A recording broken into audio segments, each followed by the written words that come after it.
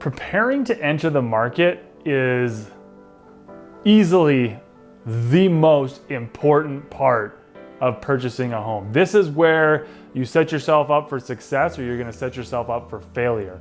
If you prepare properly, you're gonna be able to enter the market and get yourself looking at the right homes and the right price point with confidence, knowing that when you go to write that offer, you're gonna have a good shot of getting yours accepted. If you don't prepare properly, you're gonna be wasting your time, you're gonna be wasting your realtor's time, you're gonna have added frustration, you're gonna be more stressed out than you need to be, and everything is just gonna seem overwhelming, overbearing, and just not possible. You're gonna be one of those buyers that goes, I'm never gonna find a house, there's nothing out there that works for us, and that's just simply not true. There is a house out there for everyone. You just have to buy smarter, not harder, if that makes sense. Number one most important thing, get pre-approved. Talk to any realtor, they'll say that's the first thing. When you're preparing, go and get pre-approved. This is going to help immensely in the process. And now this isn't about, can you get pre-approved, or what's your financial situation look like?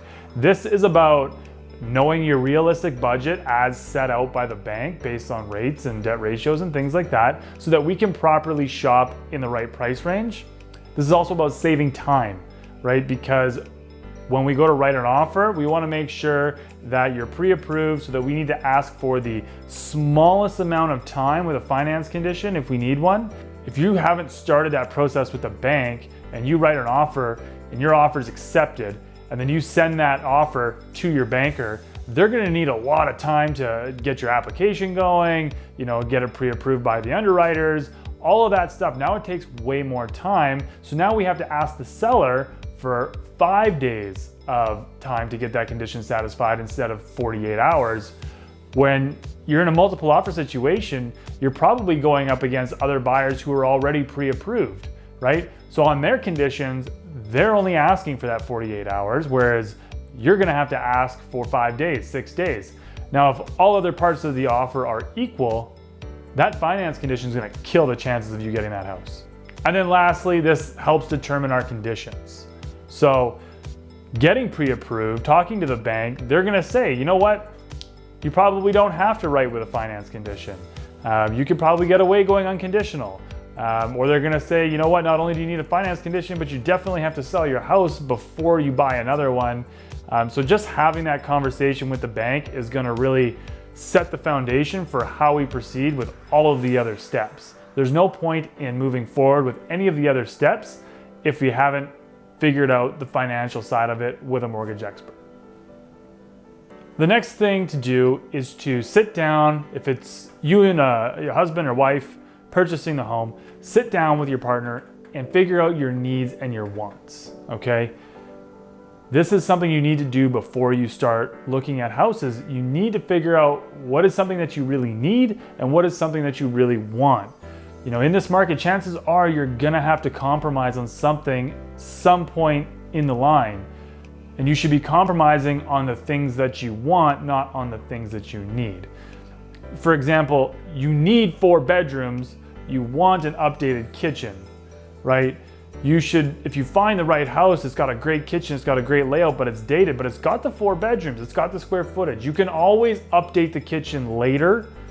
It's a lot harder to add an additional bedroom. So many times we see buyers do things like, oh, you know what, the kitchen's beautiful, we don't have to do any renovations, it's only got the 3 bedrooms, but you know what, I think we can make it work. I think we can make it work. Don't be those people. You're gonna have buyer's remorse. Once you purchase that house, that's your house. And if you put the cosmetics and the shiny things in front of the things that you really need, you're gonna be setting yourself up for failure. So make sure that you know exactly what it is that you need and what it actually is that you want, and make sure that the list of wants are the things that you're willing to compromise on if you need to. The next thing is to come to terms with the market and accept reality. Too many buyers start out wanting something that they can't afford, and then they think that they're gonna be able to wait out the market. Oh, if I wait a little bit longer, things are gonna cool down, I'm gonna be able to find that great deal that no one else knows about, and I'm gonna be able to get the house that I want. I'm not gonna rush into buying any of these other ones until I find the perfect house. This is something that rarely ever happens, listen to your realtor. If they're saying that your expectations are out of line with your budget, listen to them, take that information for gospel, and readjust, right? We want you to get the most house for your money, and we're gonna help you do that, but you gotta listen to us, you gotta trust us. The next thing that I suggest all buyers do is start researching a reputable home inspection company, tradespeople that you can have come in and give you quotes on repairs and things like that. Reach out to them, speak with them, get to know them, and get them on speed dial, because chances are when you find the house that you want to purchase, you're gonna have to call them to come and take a look at it on very short notice. So reach out, set up those relationships, get to know them, and get those numbers in your phone quickly. So after you've got your pre-approval, you've figured out your needs and your wants, you've accepted the market, you've spoken with home inspectors and tradespeople, it's almost like you're ready to start going out and looking at houses, but there's one key element you haven't done yet, and that is meet with your realtor, okay? Meet with them, not at a house, not at a showing, meet with them in their office. Go for a consultation. This is something that so many buyers don't do, and it's absolutely critical. One, get to know your realtor. Make sure that they are the one that you want to work with, that they're competent, that they know their stuff, they know the market, and they have access to the data that's important to you to make your decisions.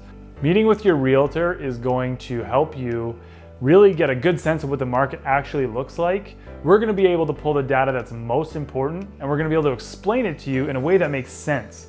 So you won't be overwhelmed knowing, well, is this important? Is that important? What's the most important?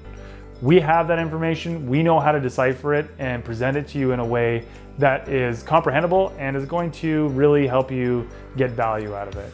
So meet with your realtor, not at a showing. Go to their office, sit with them. It's an hour of time. It is so well worth it. Do it. Okay, so now we're at the fun part. Now you can start going out and seeing some houses, okay?